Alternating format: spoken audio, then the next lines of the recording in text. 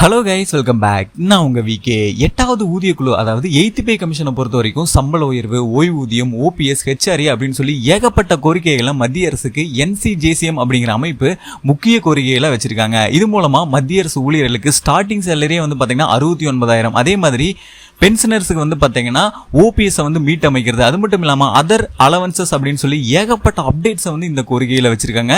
இது மூலமா கிடைக்கக்கூடிய ஒவ்வொரு பலன்களும் மத்திய அரசு ஊழியர்களுக்கு ஒரு பெரிய வாய்ப்பா அமையும். ஸோ அதை பத்தின டீட்டெயில்டான இன்ஃபர்மேஷன் தான் இந்த வீடியோல பார்க்க போறோம்.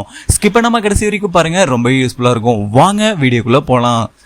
8th பே கமிஷன்ல NCJCM என்ன பண்ணாங்க அப்படின்னா, நீதிபதி ரஞ்சனா பிரகாஷ் தேஜாய் தலைமையில் நடைபெற்ற கூட்டத்தில் குழு உறுப்பினர் பேராசிரியர் புலக் கோஷ், உறுப்பினர் செயலாளர் பங்கஜ் ஜெயின், மூத்த அதிகாரிகள் மற்றும் பங்குதாரர் பிரதிநிதிகள் கலந்துட்டாங்க. இப்போ இதுல ஊழியர் குழுவிற்கு சிவகோபால் மிஸ்ரா தலைமை தாங்கினார் அப்படிங்கறதும் குறிப்பிடத்தக்கது. சோ இப்போ இதுல என்ன நடந்துச்சு அப்படிங்கறத பார்ப்போம்.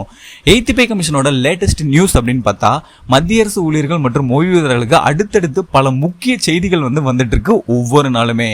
8வது மத்திய ஊதிய குழு அப்படின்னு எடுத்துக்கும் போது ஏப்ரல் 28 தொடங்கி புதுதில்லியில நடைபெற்ற ஒரு முக்கியமான கூட்டத்தின் மூலம் தனது கலந்தாய்வு செயல்முறையை முறைப்படி தொடங்கினாங்க இப்போ மத்திய அரசு. இக்கூட்டத்தில் மத்திய அரசு ஊழியர்களின் சம்பளம், ஓய்வூதியம் மற்றும் பணி நிபந்தனைகள் தொடர்பான விரிவான கோரிக்கைகள் அடங்கிய மனுவை ஊழியர் தரப்பு நிலைக்குழு அதாவது NCJCM வந்து பாத்தீங்கன்னா சமர்ப்பிச்சாங்க. அதாவது ஊழியர்களுக்கு இது எல்லாமே கோரிக்கைகளா வச்சிருக்காங்க. ஸோ இது எல்லாமே வழங்கணும், அப்பதான் இந்த பொருளாதார சூழல்ல இது எல்லாமே கரெக்டா போகும். ஓய்வூதியர்களாகட்டும், அரசு ஊழியர்களாகட்டும், இவங்க எல்லாத்துக்குமே இதை பண்ணணும் அப்படின்னு சொல்லி கோரிக்கையை NCJCM வச்சிருக்காங்க. அடுத்ததா டெல்லியில முக்கியமான கூட்டம் எதுக்காக அப்படின்னா, நீதிபதி ரஞ்சனா பிரகாஷ் தேஜாய் தலைமையில் நடைபெற்ற இக்கூட்டத்தில் குழு உறுப்பினர் பேராசிரியர் புலக் கோஷ், உறுப்பினர் செயலாளர் பங்கஜ் ஜெயின், மூத்த அதிகாரிகள் மற்றும் பங்குதாரர்கள் பிரதிநிதிகள் கலந்து கொண்டாங்க. ஊழியர் குழுவிற்கு சிவகோபால் மிஸ்ரா தலைமை தாங்கினார் அப்படிங்கிறது ஆல்ரெடி நான் சொல்லியிருந்த மாதிரி இப்போ நாடு முழுவதும் கலந்துரையாடல்கள் நடைபெறும் அப்படின்னு கூறப்பட்டிருக்கு. ஃபர்ஸ்ட் மீட்டிங் டெல்லியில நடந்திருக்கு. இந்த கலந்துரையாடல் குழுவிற்கு ஊழியர் பிரதிநிதிகளுக்கும் இடையிலான முதல் கட்டமைப்பு சந்திப்பாகும். ஸோ இதுதான் ஃபர்ஸ்ட் மீட்டிங். ஸோ அதுவே பெஸ்டா அமைஞ்சிருக்கு. ஏன் அப்படின்னா, இது ஊதிய கட்டமைப்புகள் மற்றும் நலத்திட்டங்கள் குறித்த விரிவான மறு ஆய்வுக்கு வழிவகுக்கும் என எதிர்பார்க்கப்படுது. இது ஒரு தொடக்கம் மட்டுமே என்று குழு கூறியுள்ளது. நாட்டின் பல்வேறு பகுதிகளில் இருந்து பரந்த பங்கேற்பை உறுதி செய்வதற்கும் கோரிக்கைகளின் முழுமையான மதிப்பீட்டிற்கும் நாடு முழுவதும் மேலும் கலந்தாய்வுகள், பங்குதாரர் கலந்துரையாடல்கள் மற்றும் களப்பயணங்கள் திட்டமிடப்பட்டுள்ளதாக குழு தெரிவித்துள்ளது. அதாவது இந்த 8th பே கமிஷன் ஃபைனலா கம்ப்ளீட் ஆகிறதுக்கு இன்னும் கிட்டத்தட்ட 15 மாதங்கள் இருக்கு. ஸோ அதுக்கு முன்னாடி ஏகப்பட்ட கலந்துரையாடல்கள், ஏகப்பட்ட மீட்டிங்ஸ் நடக்க போகுது. ஸோ இது எல்லாத்தையுமே ஃபைனல் பண்ணி தான் இந்த பொருளாதார சூழல்ல மத்திய அரசு ஊழியர்களுக்கு என்ன பண்ணணும் அப்படிங்கிறத அரசாங்கம் முடிவு செய்வாங்க. இப்போ மத்திய அரசு ஊழியர்களுக்கான முக்கிய கோரிக்கைகள் என்னென்ன அப்படிங்கிறத பார்க்கலாம். தில்லியில் நடைபெற்ற கூட்டத்தின் போது பணியாளர் தரப்பு 8வது ஊதிய குழுவிடமிருந்து எதிர்பார்க்கப்படும் முக்கிய எதிர்பார்ப்புகளை விவரிக்கும் ஒரு விரிவான குறிப்பாணையை சமர்ப்பிச்சிருந்தாங்க. இந்த கோரிக்கைகள் தொழில் முன்னேற்றம், வருமான திருப்தி, சமூக பாதுகாப்பு மற்றும் ஓய்வுக்கு பிந்தைய பலன்கள் தொடர்பான நீண்டகால கவலைகளையே பிரதிபலிக்கின்றன. ஸோ அதாவது கரண்ட்ல ஒர்க் பண்றவங்க, அதே மாதிரி அவங்களோட தொழில் முன்னேற்றம், வருமான திருப்தியா இருக்கணும், சமூக பாதுகாப்பு, அது மட்டும் இல்லாம பென்ஷனர்ஸ் அவங்களோட ரிட்டையர்டிங் பீரியட்ல எப்படி இருக்கணும் அப்படிங்கிறது எல்லாத்துக்குமே ஈவனா இந்த கோரிக்கைகளை வச்சிருக்காங்க. தொழில் முன்னேற்றம் தொடர்பாக ஒரு முக்கிய கோரிக்கை முன்வைக்கப்பட்டிருக்கு. MACB கட்டமைப்பின் கீழ் 30 ஆண்டு கால பணியில் 5 கால வரையறைக்குட்பட்ட பதவி உயர்வுகளை ஊழியர்கள் கோருறாங்க. இப்போ ஊதிய நிர்ணயத்தை பொறுத்தவரை பணியாளர் தரப்பு பதவி உயர்வின் போது கூடுதலாக 2 ஊதிய உயர்வுகளையும் மேம்படுத்தப்பட்ட நிர்ணய பலன்களையும் வழங்க முன்மொழிந்துள்ளது. படிகளை பொறுத்தவரை வீட்டு வாடகைப்படி HRA, குழந்தைகள் கல்விப்படி CEA மற்றும் இடர்படி ஆகியவற்றில் 3 மடங்கு உயர்வையும் இந்த திருத்தங்களை அகவிலைப்படியுடன் DA உடன் இணைப்பதற்கான ஒரு வழிமுறையும் ஊழியர்கள் கோரியிருக்காங்க. அதாவது அவங்களோட சேலரி கூடுதலா 2 ஊதிய உயர்வு இருக்கணும்னு சொல்லியிருக்காங்க. அதர் அலவன்சஸ் அப்படின்னு பார்க்கும்போது HRA, CEA இது எல்லாத்துலயுமே பாத்தீங்கன்னா 3 மடங்கு உயர்வு இருக்கணும். அதே மாதிரி இது DA திருத்தங்கள்ல இணைந்து இருக்கணும் அப்படின்னும் கோரிக்கையா வச்சிருக்காங்க. பண்டிகை மற்றும் பேரிடர் முன்பணங்கள் உள்ளிட்ட நிதி முன்பணங்களை மீட்டமைத்தல், வாகன முன்பணத்தை அறிமுகப்படுத்துதல் மற்றும் பணியில் மரணம் ஏற்பட்டால் முன்பணத்தை திரும்ப பெறுவதிலிருந்து விலக்கு அளித்தல் ஆகிய கோரிக்கைகளும் முன்வைக்கப்பட்டிருக்கு. தற்போது சமர்ப்பிக்கப்பட்டுள்ள இந்த குறிப்பாணை விடுப்பு சீர்திருத்தங்களுக்கு வலுவான முக்கியத்துவம் அளிக்கிறது.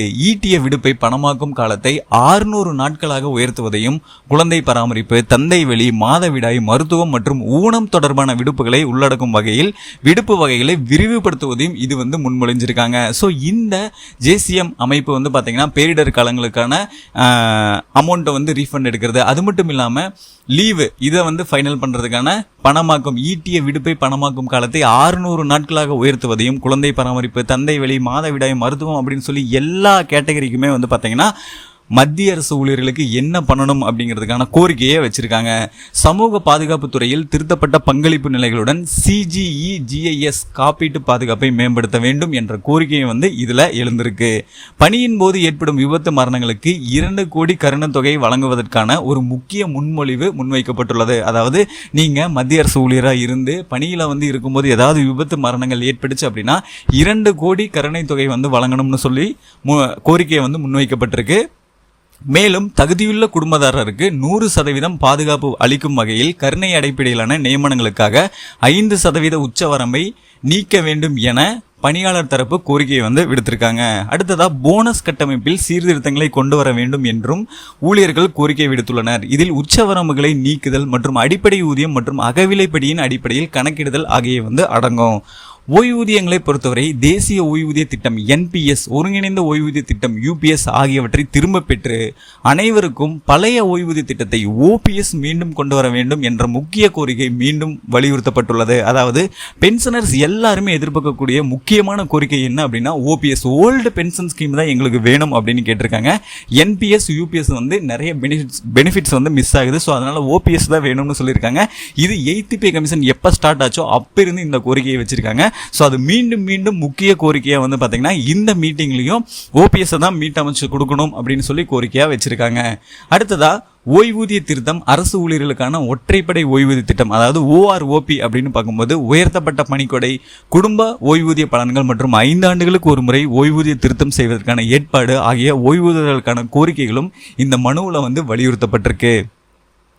கூட்டத்தின் போது ஏற்பட்ட நேர கட்டுப்பாடுகள் காரணமாக ஒரு துணை மனுவை சமர்ப்பிக்க பணியாளர் தரப்பு அனுமதி கோரியுள்ளது. அதை அடுத்தடுத்த சுற்றுகளில் பரிசீலிக்க ஆணையம் ஒப்புக்கொண்டுள்ளது. அதாவது இருக்கக்கூடிய டைம் வந்து கொஞ்சம் சில சமயம் கம்மியாக போயிடுச்சு அப்படிங்கிறதுனால இன்னொரு துணை மனுவையும் சமர்ப்பிக்கிறதுக்கு பணியாளர் தரப்பு வந்து அனுமதி அனுப்பிச்சிருக்காங்க. ஸோ இது மூலமாக இந்த சுற்று இன்னும் நிறைய டிஸ்கஷன் பண்ண போகிறாங்க. அது மூலமாக நிறைய பரிசீலனைகளும் நடக்க போகுது.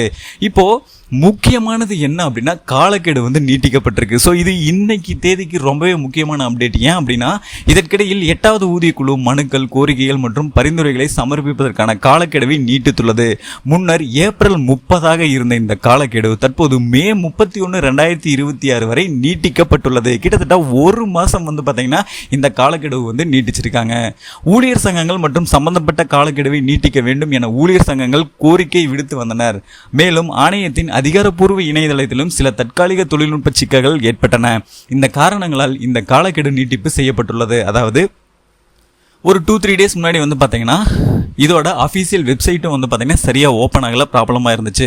அதே மாதிரி ஊழியர் சங்கங்களும் வந்து பார்த்தீங்கன்னா இந்த காலக்கெடுவை நீட்டிச்சு வழங்கணும் அப்படின்னு கோரிக்கை வச்சுருந்தாங்க. இதன் அடிப்படையில் வந்து பார்த்தீங்கன்னா கிட்டத்தட்ட 1 மந்த் வந்து இன்க்ரீஸ் பண்ணி இந்த காலக்கெடுவை நீட்டிச்சிருக்காங்க.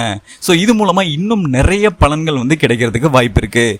மத்திய அரசு ஊழியர்கள், தொழில் மற்றும் தொழில்சாரா மத்திய அரசு ஊழியர்களை பொறுத்த வரைக்கும் அகில இந்திய சேவை அதிகாரிகள், பாதுகாப்பு படையினர், யூனியன் பிரதேச ஊழியர்கள் மற்றும் இந்திய தணிக்கை மற்றும் கணக்குத்துறை பணியாளர்கள் உள்ளிட்ட பரந்த அளவிலான பங்குதாரர்களுக்கான ஆணையம் கலந்தாலோசனை செயல்முறைகளை தொடங்கியுள்ளது. ஸோ எல்லா கேட்டகரியில் இருக்கிற பீப்புள்ஸ் அவங்க எல்லாத்துக்குமே வந்து பார்த்தீங்கன்னா இந்த மீட்டிங்கில் நிறைய டிஸ்கஷன் வந்து நடந்திருக்கு. அதாவது ரொம்பவே டேஞ்சரஸான ஒர்க் பண்ணக்கூடியவங்களுக்கு எல்லாத்துக்குமே அந்த ஃபீல்டில் இறங்கி அங்கே போய் நேரடியாக பார்வை பண்ணி என்ன வேலை செய்கிறாங்க என்ன அப்படிங்கிறத சொல்லி இதில் எவ்வளோ ரிஸ்க் இருக்குது அப்படிங்கிறத பார்த்துக்கிட்டு இந்த ஊதிய உயர்வை வழங்கணும் அப்படின்னு சொல்லியிருக்காங்க. இன்னும் ஏகப்பட்ட டிஸ்கஷன் வந்து இது நடந்திருக்கு. சட்டப்பூர்வ மற்றும் ஒழுங்குமுறை அமைப்புகளின் ரிசர்வ் வங்கியை தவிர்த்து ஊழியர்கள், யூனியன் பிரதேசங்களுடன் தொடர்புடைய நீதித்துறை அதிகாரிகள் என இவர்கள் அனைவரும் பங்கேற்க தகுதியுடையவர்கள் அப்படின்னு சொல்லியிருக்காங்க. அடுத்ததா வழக்கமாக இத்தகைய ஊழியர் சங்க குறிப்பாணைகளில் ஊதிய திருத்தம், ஃபிட்மென்ட் ஃபேக்டர்கள், படிகள், ஓய்வூதியங்கள் மற்றும் பணி நிலைமைகள் தொடர்பான கோரிக்கைகள் வந்து அடங்கியிருக்கும். ஆனால் NCJCM ஏற்கனவே 3.83 என்ற ஃபிட்மென்ட் ஃபேக்டர் அடிப்படையில் 69,000 என்ற குறைந்தபட்ச அடிப்படை சம்பள உயர்வு ஆகியவற்றை முன்மொழிந்துள்ளது.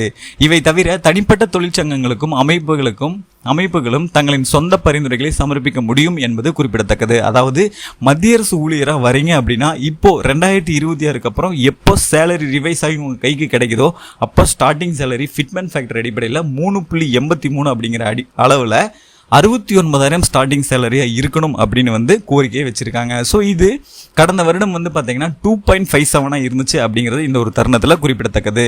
ஸோ இப்போ மெயினாக பார்க்க வேண்டியது என்ன அப்படின்னா, இந்த 8th பே கமிஷன் சம்பந்தப்பட்ட இப்போ நடந்த மீட்டிங்கில் பார்த்தீங்கன்னா ஸ்டார்டிங் சேலரி 69,000 வேணும் அப்படின்னு முக்கிய கோரிக்கையை வச்சிருக்காங்க. அடுத்தது இன்னொன்று பார்த்தீங்கன்னா ஓபிஎஸ், அதாவது ஓல்டு பென்ஷன் ஸ்கீம் பென்ஷனர்ஸுக்கு வழங்கணும் அப்படின்னு சொல்லியிருக்காங்க. ஸோ இப்போ இது மட்டும் இல்லாமல் ஃபர்ஸ்ட் மீட்டிங் டெல்லியில் நடந்திருக்கு. இந்த 8th பே கமிஷன் ப்ராசஸ் எல்லாமே ஃபைனல் ஆகிறதுக்குள்ள ஏகப்பட்ட மீட்டிங்ஸ் இந்த 2026 நடக்க போகுது. அது ஏகப்பட்ட கலந்துரையாடுகள் எல்லாமே ஏற்றுக்கொள்ளப்படும்னு சொல்லியிருக்காங்க. இப்போ ஏப்ரல் மாத கடைசி வரைக்கும் இருந்த அந்த மனு வழங்குறதுக்கான தேதி கிட்டத்தட்ட இன்னும் 1 மாதங்கள் நீட்டிக்கப்பட்டிருக்கு. இன்னும் கிட்டத்தட்ட 31 நாட்கள் இருக்கு. ஸோ அதில் ஏகப்பட்ட மனுக்கள் வரவேற்கப்பட்டு அதில் இருக்கக்கூடிய எல்லா டீட்டெயில்ஸையும் வச்சு ஃபைனலாக உங்களுக்கு எவ்வளவு சம்பளம், ஓய்வூதிய உயர்வு இது எல்லாமே வழங்கலாம் அப்படிங்கிறத முடிவு பண்ணுவாங்க. இப்போது இது மட்டும் இல்லாமல் டேஞ்சரஸ் பிளேஸில் ஒர்க் பண்ணக்கூடிய வெரி இம்பார்ட்டன்ட் ஒர்க்ஸ் எல்லாமே பண்ணக்கூடிய பிளேஸில் ஃபீல்டு வெரிஃபிகேஷன், அங்கேயே போய் அவங்க எப்படி ஒர்க் பண்ணுறாங்க, என்ன ஏது, இவங்களுக்கு எவ்வளவு சம்பளம் தரணும் அப்படிங்கிறத பார்க்கணும்னு சொல்லியிருக்காங்க.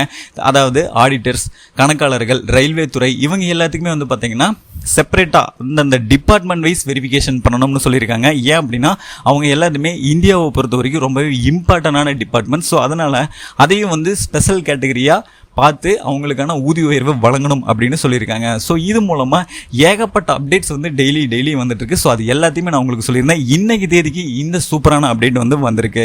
நான் சொன்ன இந்த டீட்டெயில்ஸ் எல்லாமே உங்களுக்கு ரொம்ப யூஸ்ஃபுல்லாக இருந்திருக்கும்னு நினைக்கிறேன். அப்படி இருந்தால் இந்த வீடியோக்கு ஒரு லைக் பண்ணிட்டு இந்த மாதிரி நிறைய இன்ஃபர்மேஷன் சம்மந்தப்பட்ட வீடியோஸ், பணம் சம்மந்தப்பட்ட வீடியோஸை உடனுக்குடனே தெரிஞ்சுக்கிறதுக்கு நம்ம சேனலை யாராவது சப்ஸ்கிரைப் பண்ணாமல் இருந்தீங்கன்னா மறக்காம இப்போவே சப்ஸ்கிரைப் பண்ணிக்கோங்க. அப்படியே பக்கத்தில் இருக்க பெல் பட்டனையும் கிளிக் பண்ணிடுங்க. அப்போ தான் நான் போடுற ஒவ்வொரு பயனுள்ள வீடியோவும் உங்களுக்கு உடனுக்குடனே நோட்டிஃபிகேஷன்லாம் சேரும்.